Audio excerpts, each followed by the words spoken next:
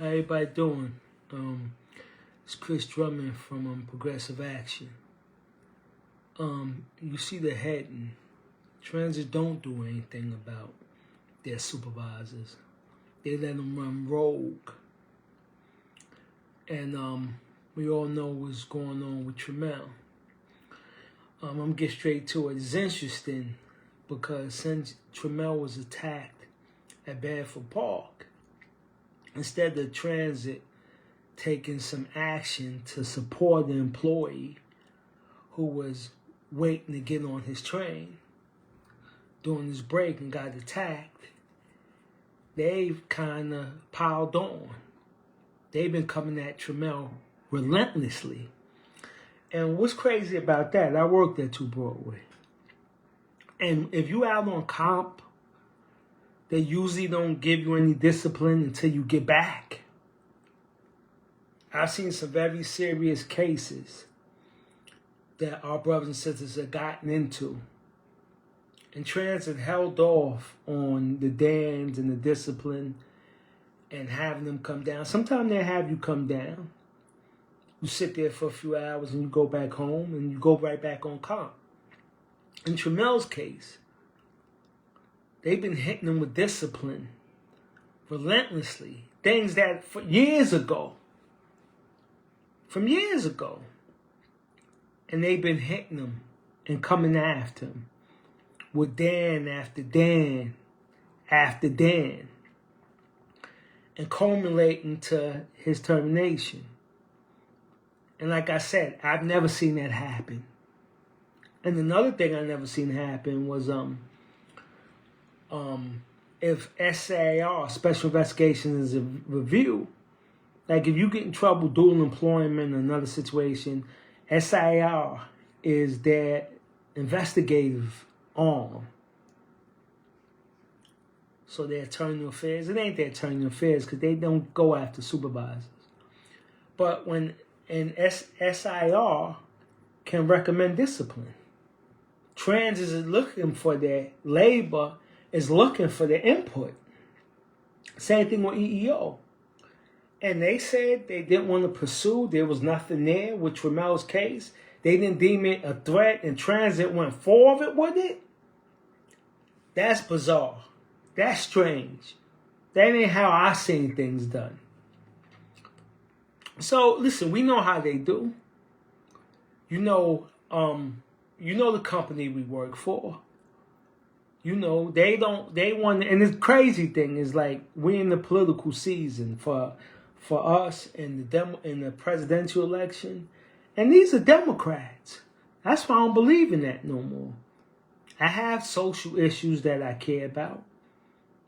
Fiscal issues that I care about. But as far as Democrat and Republican, I don't know, because all of them are Democrats. Look how they do it. They got the nerve to go places and say, we're fighting for rights and fighting against big business. And they part of the big business here when it comes to the MTA. Hypocrites. I'm real disillusioned with these politics, for real.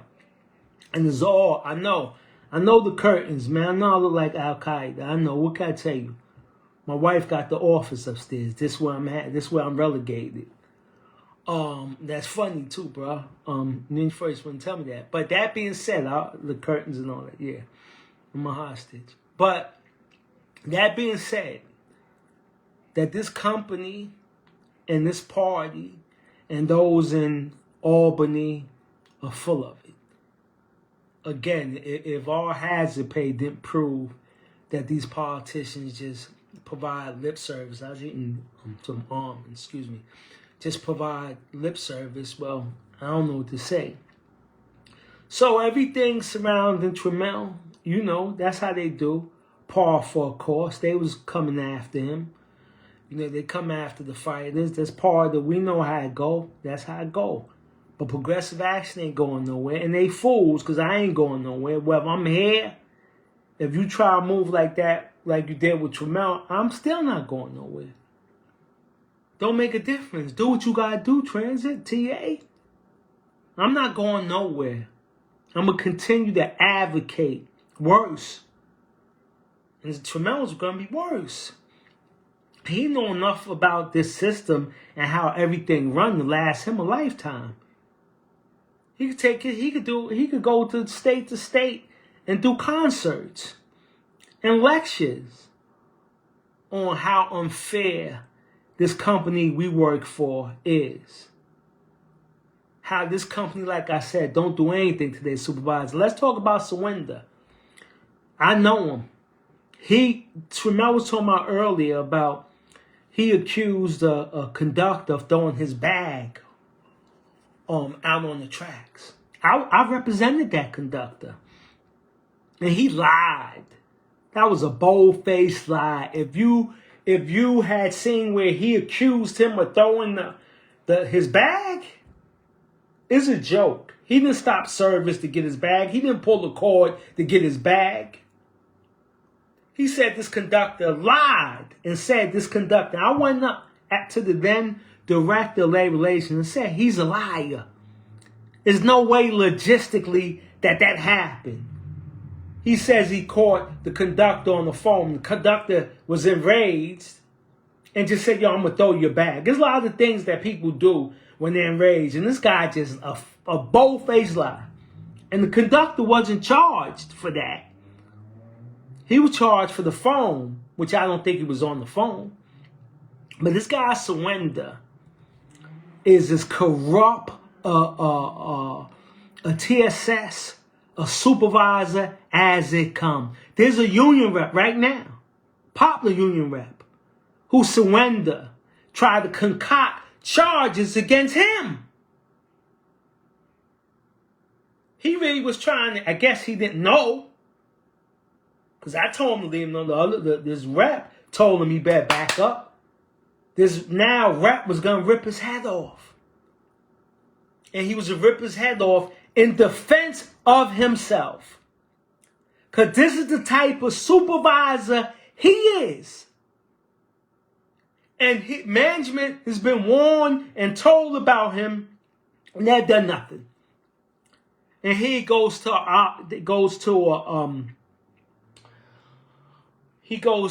arbitration and does what he do. I was gonna say lies, but everything that come out of his mouth is a lie. He's the type of TSS. I remember I was doing the Geo. He was telling all the platform personnel, don't listen to anything he says. He's lying. You can't trust him. He's crazy. This is what type of guy he is. He's the type of supervisor who pretends he's leaving and says he's getting on a train and says bye to everyone and hops off the train and hides behind pillars so he can catch him doing something. He's the type of supervisor that you cannot trust. He is as wicked as they come. And I've told the head of labor relations at the time as much that he's going to be a problem. And trust me when I tell you, he's going to cross transit a huge amount of money one day. If not with Tremel, with someone else. Because he's a sociopath, in my opinion. His job is strictly not to instruct, and help trainers and conductors. He thinks, like a lot of these supervisors have done, that he's gonna move up in the company at the TA by punishing train operators, conductors, tower operators, and flaggers. He's the type of guy that will go to somebody else's, any supervisor, station, CD can write you up. He's the type that will go to someone else's, another division, and try to write somebody up. And I had dealings with him. At one time he got into it with a train operator conductor I don't remember at Met. And the train operator conductor asked him for his pass. So I shot down the Metropolitan and this dude locked the door. He won't let me into the dispatcher's office. And I'm banging and banging until Vasquez, a very professional, some of y'all know him from school card, retired a few years ago, very professional TSS, told him to open the door. And I told him he was going to give up that pass number. And they advised him. He's telling me, I'm not giving up my pass number. I called control. They told him to do it. Then, he came to his senses and gave me his pass number. You should always ask for supervisors' pass numbers. That's your right. They ask for your number. That's your right. But this is what kind of individual he is. He's unscrupulous. He concocts story, and he lied in labor. If he wasn't lying, why didn't labor relations charge this conductor for throwing his bag on the roadbed? I was there. I spoke to the conductor. I went to investigate. I went to see where he supposedly threw the bag, and it didn't make no sense. It was logistic. I don't know how he got his bag and made it to the terminal with the conductor, like in 15, 20 minutes. When he had to go to roadbed control, I got stepped onto the tracks, put on his vest on. He's a liar. He's the worst. He's one of those supervisors that is rogue. I remember when he was a train operator. And when I first started, I was at Continental signing in, and this dude, he's like 6'something". I'm 5'6". He's like 6'2", I guess. And he tried to bully his way to sign in before me. I had to straighten him out about that. He apologized because if he could get away with it, he wouldn't apologize. He's one of them guys who try to test people to see what he can get away with. But with transit and these superintendents and these general soups, these supervisors and the general soups, it's like going to somebody who's part of the corruption.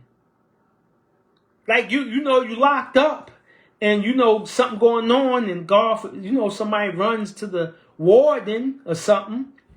I wouldn't advise it, but they went to warden, and you find out the warden, the ones that put the correction officers on you to begin with.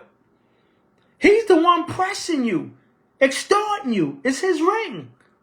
So you go into superintendents and general soups who put out the edict and set the tone for this type of behavior. That's why somebody like Surrender exists. That's why some of these supervisors, I can always write the supervisors down. That's why some of these supervisors do what they do and continue to do it. Because they basically get their mandates from superintendents, who some of them get their mandates for some of these general soups. So let's be honest about this environment that we work in, and rogue supervisors like Surrender. And I hope justice is served on him. And so you don't say it's a threat, SIR, justice. Not just us. Us at transit, who are the victims of oppressive, hostile, petty, cowardly supervisors. And you do nothing. You do nothing. From top to bottom, you do not hold supervisors accountable. So what do you have here? A bunch of bullies? An environment where supervisors can do and say what they want. And listen, they write you up all the time. Now, understand this about labor relations. Labor relations take the discipline or the recommendations of discipline from the supervisors. Dispatchers, TSSs like Surrender, assistant superintendents, soups, general soups. But when they write up some frivolous discipline, it goes to labor relations sometime. The officer look at it and throw it up. No, don't throw it up. They should be written up for false charges. There's no mechanism, no internal affairs. We don't got no real HR here. We don't got no real advocates here. We're supposed to be the union, and we don't. And if SAR is not putting in proof, didn't offer no recommendation for the Trammell discipline, either Trammell's being specifically targeted, or is further proof that this department is worse under Canelo Gomez. Because now they're doing things. Think about it, brothers and sisters. I get these calls. There are things going on. Like I said today, answers with no answer. Explanations that they can't explain. The union, that is. There's things going on in this department that has never occurred. 1 week this is going on, the next week something else is going on. Mac is taking people out of service, no working variable, like it's going out of water. You can't, like it's going out of business. You can't even bring, every time you bring some paperwork to them, they want more. What are they trying to do? They're trying to get rid of folks with 8, 9, 11 years. They hired so many new people. So they trying to systematically fire folks, get them medically terminated, or make it so bad for them to come back that we give up. I mean, how long can you go without getting paid if you out of no work available and no sick days? They have people out for months. Don't underestimate MTA. Like I said the other day, Sunday, they got lawyers, they got advisors, they got consultants. They probably have a think tank on how to save money, how to make this place more efficient. And how to make it more efficient is get rid of us. How to make it more efficient is making us an environment that is fair. Like I said, they act like parole officers and corrupt correctional officers. But the problem is, we're not criminals. We've done nothing but do our job. So this guy, Swindle, I wanted to be clear that I was there when he concocted that story about the conductor throwing the bag. You know what happened to the conductor? How he got terminated? So he got 30 days. That was it before the stip. The 4 to 5 days and 15 on paper, the stip from years ago. The next, I think 4 days later, he came to Met, and this TSS Swindle asked him for his PPEs. Nobody was being asked for the PPEs. The dispatcher didn't ask him. Nobody else was dispatching treatment. Nobody else was asked for their PPEs. So Swindle targeted this guy. 4 days later, this poor conductor. And the conductor said, listen, the dispatcher, the AT, whoever you want, I will give you all my PPEs. I don't want to deal with this guy. I don't trust him. He just lied on me. And sure enough, 4 days after he signed the stip, he got written up again for insubordination with Swindle. And sure enough, he went to arbitration and he lost his job. And Swindle is the type of individual who wants, I don't know what his reasons or motivation is, but he's out there with a law supervisor who wants you to lose your job. Who could care less about your families and your responsibility. They want you to lose your job. He's that type of supervisor. That's who he is. He absolutely lied about that conductor throwing that bag. And he went right back to harassing that gentleman. It was on a Saturday morning. That's what he does. I don't trust him. I think he's wicked. And I think he's corrupt. And I think supervision knows it. Just like they know a lot of people are corrupt. And you do nothing. You do nothing, and the union should be on top of all these supervisors every day. They know who it is. We know who the usual suspects and the cowards and the men insist. If a man put his hands on you, a supervisor, call the cops. If he making you feel uncomfortable, call the cops. Don't let these supervisors try to press and harass you and treat you a certain way because they want you and you don't want them, and it's your right. And these cowards, these small men, who try to impose their will on women. You call the cops on them. That's what you do, sis. They got no problems calling the cops. You call the cops the next time one of these supervisors try to get at you with a sexual gesture or some innuendo. They want to play. It's time to play hardball with them. They don't care.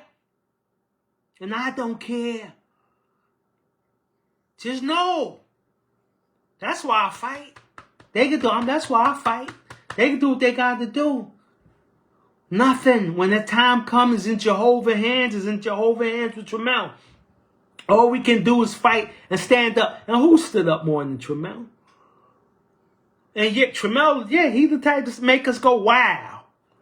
Unbelievable what Tremel do. I don't believe it. Bruh's crazy. But he's got the, and know where he's got the documents? From good supervisors. Supervisors who respect what he's doing. Supervisor who's been here for years. There's good supervisors and TSSs who they stripped down, like Thompson is one of them, who was a good man, who tried to do the fair thing, who was fair with the membership, who stood up for himself. And they tried to make that brother's life a living hell. I forget my brother from school car. God damn. My brother's school car, who should be running school car. I'm sorry, brother. My memory. Good man. He did his job. All these good supervisors do their job. They can't break the law for us. They're going to do, but they're going to be fair. They're going to use common sense. They're going to reference their experience. They're going to have empathy for the job you do. But they got to do their job, but they're not going over and beyond to fire you. If there's a way reasonably to say, all right, this happened, that was a mistake, here re-instruction or whatever, you got to do this next time, they will do that.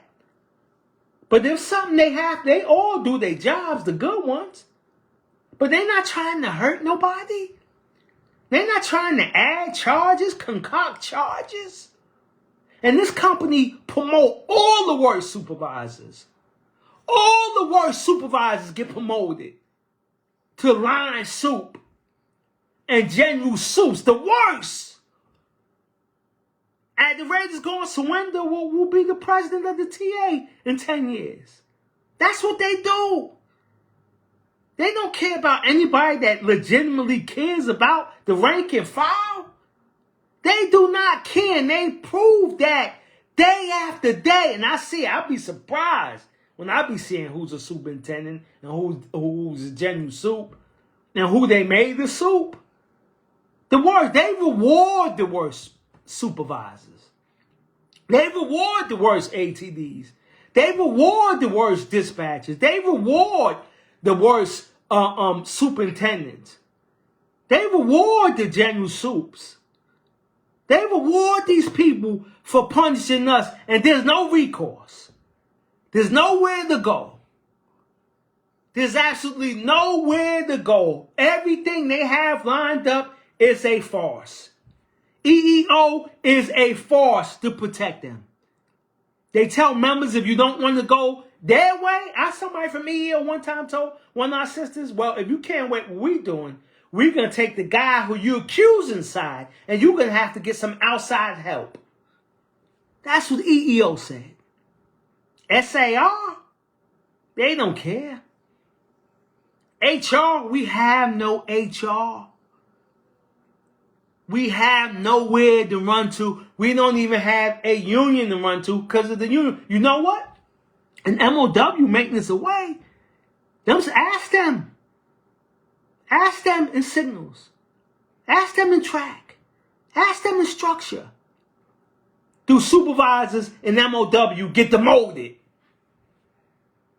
Is there recourse in MOW? Would that tell you? It's not, that does not exist in RTO. What, you give a re-instruction to a dispatcher or a ATD or a TSS? Send them to some punk retraining? They come back and do the same thing? But you to blame too, brothers and sisters. Y'all can write G2s and y'all want to say, I didn't see and hear nothing until it's your turn. Y'all should be locked hand in hand with each other. Nah, he all right. I said this before. He all right with me. He give you a little 4 plus 2 plus 4, whatever it is. I don't do OT, so I get confused with that. When it come time for us to stick together, we don't. You get 10 G2s on somebody and see what happens. But everybody want to mind their business and eat their lunch. You got nothing to do until they put foot in your ass. And then you want some help. And brother saying, help you, bro. That was 3 years ago. Nah, man. When I needed you. And you wonder why we have problems, and they know that. And the people who was once rank and file, and they move up, they know your union ain't gonna do nothing. Because the union didn't do, they know union ain't gonna do nothing for them. They know Triple SA gonna hold them down. Good afternoon, brother. They know there's no resolve here. We got some wicked people right now among us who waiting to be supervisors. They chomping at the bit, waiting to be a supervisor so they can get at that professional brother who always came to work with his uniform ironed and his lunch and his newspaper, always had that friendly demeanor. But it just ate at this person. He think he cold. I'm going to show him I can't wait. Or that sister who always got her nails done and the hair done and look crisp. And you got that sister sitting there like, I hate her. I hate her. She thinks she hot shit. You ain't never said nothing to her but good morning and how you doing. You's as pleasant as the day is long. Both brothers and sisters. And they can't wait to get at you for no reason other than you're decent and hard working. These are the type of supervisors we got. And Lieber and Creslow pretend ain't nothing, like it ain't going on. And some of these general suits pretend like nothing's going on. And all the while, you're suffering. And you got to suffer in silence sometimes because nobody's doing that for you. I remember Love a few years ago. A sister he was harassing and all that. They had some words. Good sister too. And there was some Switchmen, some people there. They all wrote the G2 for Love. Without them G2s, ain't nothing happening to sis. Sis was good. But her co-workers and colleagues wrote, one sister, God bless her, said, nah, I ain't hear nothing. She came in and she left. That's what I know. These folks with Love practically wrote the FBI profile on sis. This is what's going on. And damn you who think that this company treats us right and we just complaining. Nah. One thing about these I talk about all the time, Gen Z and millennials, yeah, they bug me out sometimes. One of these Gen Z called me, must have been like 23 or 22, and I missed the call. So I called them, I said, sis, what's going on? What? I called you an hour ago. What you calling me for? And hung up on me. Yeah, some of them are like that. What can I tell you? But that being said, they don't want to be disrespected. The mental health is very important to them. This generation is vastly different from the generation we grew up in. You hardly see them playing in the street, playing tag. You look at baseball fields, nobody there. It's all this and texting and that. It ain't that, interaction like that. But they don't want to be disrespected. And we have a culture of, it ain't even, it is what it is almost. Because we have a union that, like I said the other day, we don't know, no union should want to, I don't want to start trouble with anybody. Should be confrontational. Nobody should be trying to take over anybody, impose their will on anybody. But the management should know not to mess with us unfairly. They should know that there's going to be consequences for messing with one of us. Because there's unions that are strong out here. Don't say every union have their problems. Yeah, you're right. There's probably some unions worse than ours. But there's also unions who ain't taking no shorts with their employees. There's also unions who are letting you vote, who are pushing and encouraging the vote. This union don't encourage us to vote. When you go out on comp, they supposed to tell you you can get a waiver when you go out on comp. So you can still vote. You can waive your dues. They don't promote meetings like that. They don't want you to come to meetings. And then when you come to meetings, I spoke to so many people and they succeeded. Yet another election saying, yo, I ain't want to go there and sit with Canella. He shot down everything I said. Jesse didn't do anything for me but agree with management. JL put on his front. He don't do nothing. Smart man, both of them. Jesse and him are very smart. But if they were doing something, you wouldn't be written up because you got the dispatcher talking about you don't got an authorized sweater on. It's raining and they trying to get you to take off your hat. It's freezing and they asking you wear your TA regulated hat and you got a woolly hat on and it's 30 below zero and they asking you basically why are you trying to keep warm.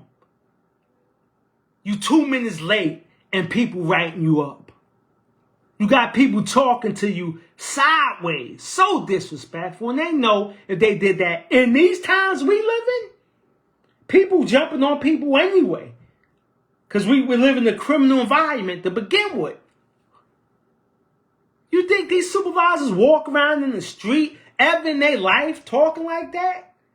And then they see hardworking men and women and trying to get wrecked and talk to you? I could not go home, me, if somebody's talking to me a certain way and then look at my wife and my kids. No, I don't care. Ain't enough money there.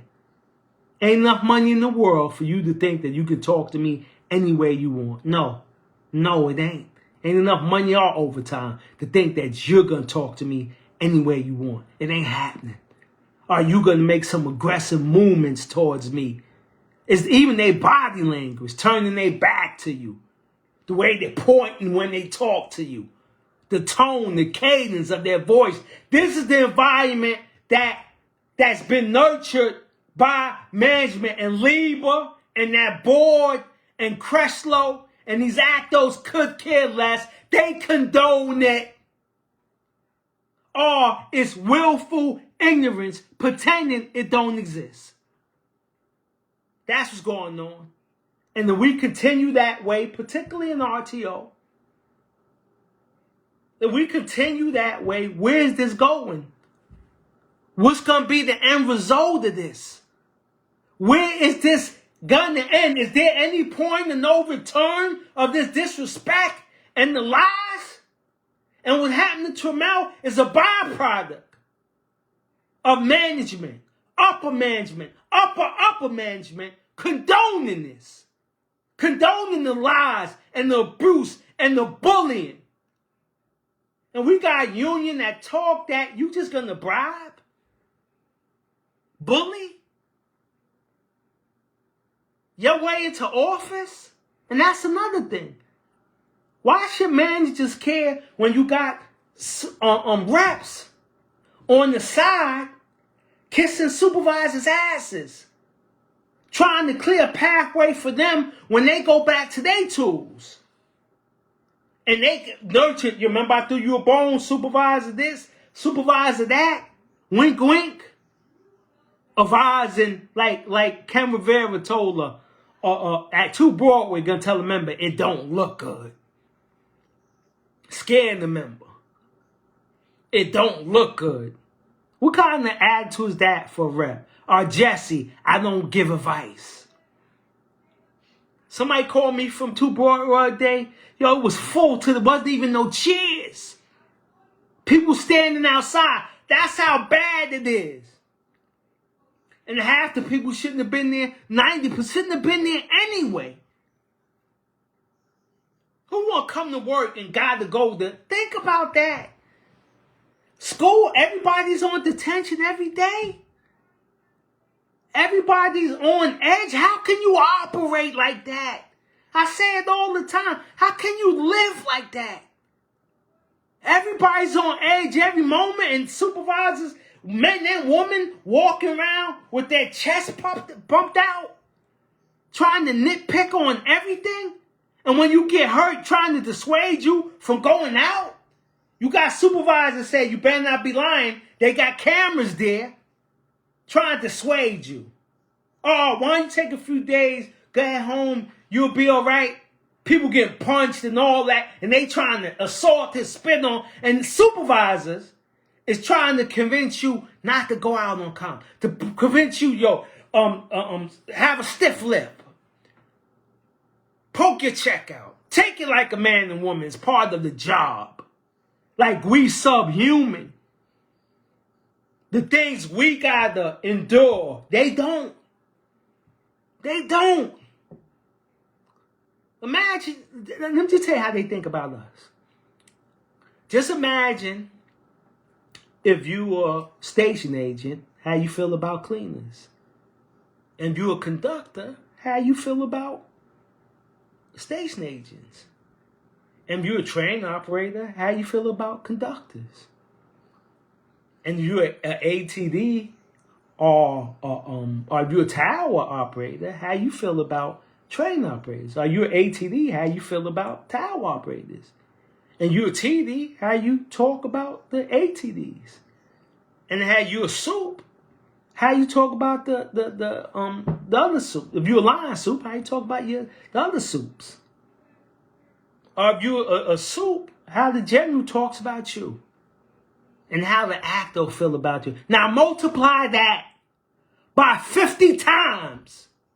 How they feel about you at 2 Broadway. And how they try to get wreck on, everybody get wreck on us. The crew office. Be ashamed of yourself. Ashamed of yourselves there. You did the same thing you did. Half of y'all there by nepotism. Who you know. Who slid y'all in there. And timekeeping. Slick out their mouth. Or these dispatchers who you hand in your time slip. And they gonna say they not gonna sign it like it's day money. How sick are the people we work with? How sick are they? And all this is as a result of a weak union. And they got strong unions here. PBA is a strong union. The hotel and casino union is probably the strongest union in the city. They got unions. You read articles on them. The powerful so-and-so union. The powerful, they don't feel that way here. We don't feel that. If we don't feel that way and we here, how do you think these politicians feel? They do nothing for us. They do nothing for us. There should be cops on every train. Because nothing happening right now that's being reported. You know they're going to make a big deal when it's time for Hoku to run. God forbid one of us happened what happened to our brother on the bus and on the train, almost got their neck decapitated. What, somebody got set us all on fire? Somebody got come on the train with an automatic weapon? A gang? One of these Venezuelan gangs that they have out now? No disrespect to our Venezuelan brothers and sisters, if you hear. But now we got gangs here? As a result of our policies, okay. But we got to deal with that. We got to deal with everything. And then on top of everything we deal with, we got to go with sarcastic, bullying, writing you up, disrespectful, low self-esteem supervisors whose life is in shambles and envy us because we trying to make the best of our lives. We have to deal with that. And listen, that got to stop. That has to end. That has to end. We should not be living like this. If you ain't doing your job, yes, there'll be some consequences. If you're reckless with your job, there'll be some consequences. But most of us, a good percentage of us, the overwhelmingly percentage of us are doing their job. And we proved that during the COVID crisis when we died, almost died, lost our families. We're dealing with the worst crisis of the 20th century. The bubonic plague of our time, and they treated us like shit. And coming off that, we got nothing. We got absolutely nothing. That punk money, that $1,000 that the union negotiated, that we get next month, coincidentally, a month before the election, or when we sign the signatures, whatever, while they're on the ballot to make them, we could have got the whole $4,000 when we got the $3,000. But they stretched it out. So you can say, oh, our union, that extra G. Because they're always going to bribe you. This is not but Canelo Gomez trying to bribe votes. And who he trying to get? New folks. Stand on what you've done for folks. You've done nothing. And you're snitched the whole way. You're the provocateur, the Asian provocateur, and a lot of what has went on with Trammell. You're a cold snitch. In the full extent, you're not like us. And take that for what you want. He's not like us. And you keep, like Kendrick said, you keep telling lies about me. You don't tell lies about me, I won't tell truths about you. So this is time, folks. We already messed up. You didn't come to meetings. And I understand, I could think of the union for RTOs, because other divisions had their summer meetings. But Canelo, who cares so much about democracy, made it show folks that had 2 meetings and could have had their 5 meetings, or 3 meetings who could have had their 5. Couldn't do that. So it's a very limited pool again. I understand. We all got lives. I can dig it. We can't come to meetings. I hear you. But now we faced with some very skimpy slates. But what you can do now,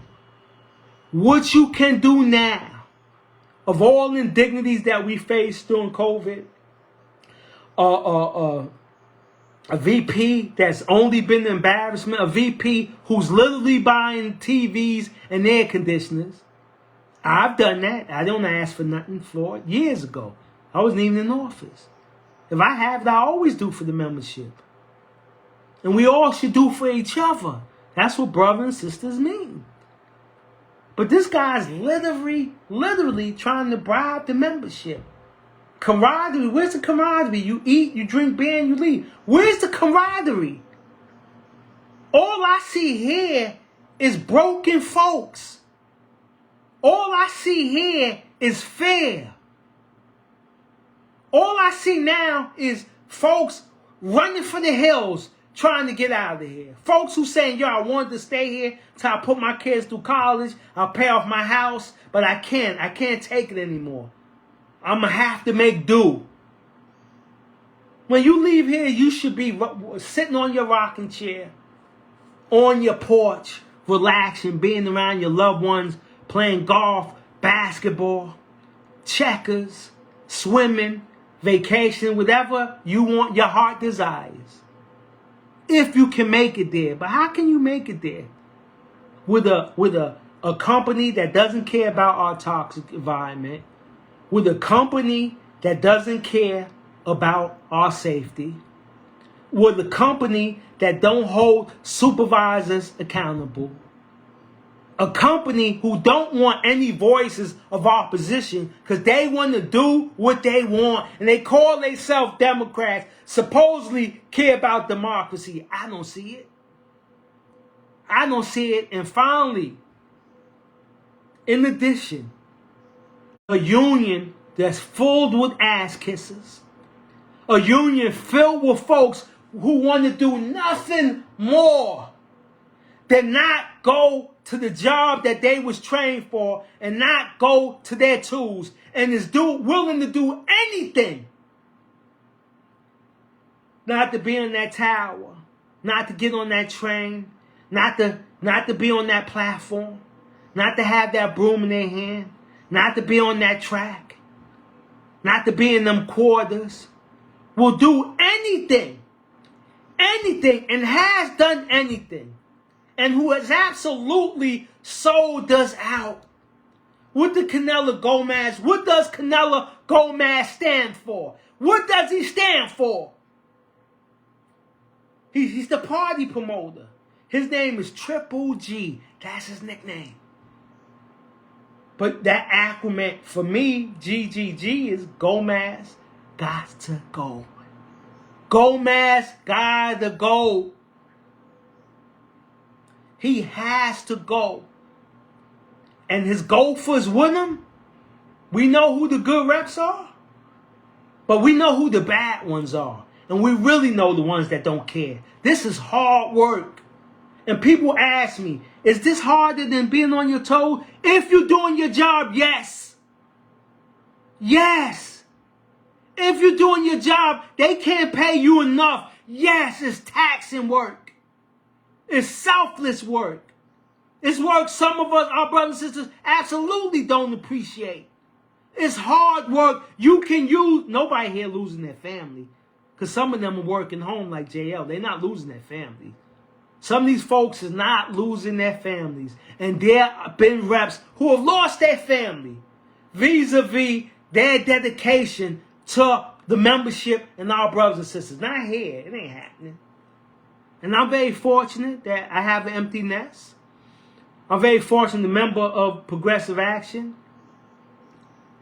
are willing to fight, always willing to fight, always willing to answer the phones, always willing to do everything they can do to help.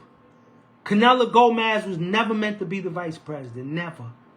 Never. Some folks know that. A lot of folks know that. A lot of folks know that he wasn't that.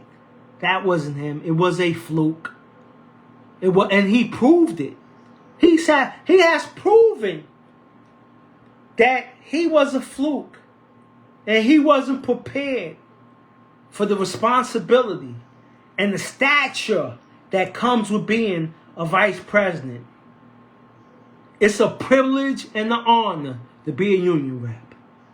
And we need folks that are gonna fight and gonna fight relentlessly for our dignity and our self-respect. And again, Progressive Action ain't going nowhere. Whether Tramel's here, on the books, I'm here, on the books, or off the books, I'm not going anywhere. I love you.